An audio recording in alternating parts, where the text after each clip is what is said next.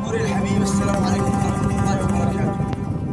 طبعا شكرا جزيل الشكر لكل من أجاب بالإجابة الصحيحة للغز الأول وهي القرآن الكريم.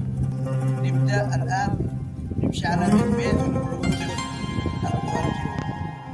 بدر أطل على الورى، نور يضيء ولا ترى، فالقرآن نور، القرآن نور ولكن لا ترى.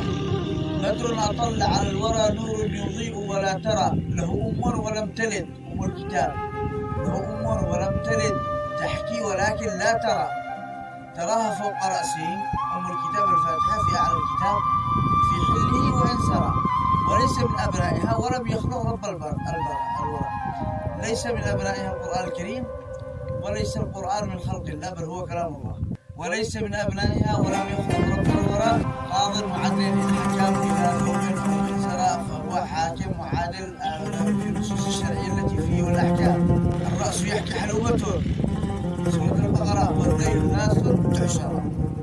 هذا تفسير اللغز الأول. أما لغز اليوم فيقول: كانت له بنت يوم أن ولدت تدعوه يا أبتي حتى إذا شبت، وبعد زواجها صارت له أم فله عبس ولا هي تبت، فحق أبوته في الشرع ثابتة وحق أمومتها في شرعنا مثبت.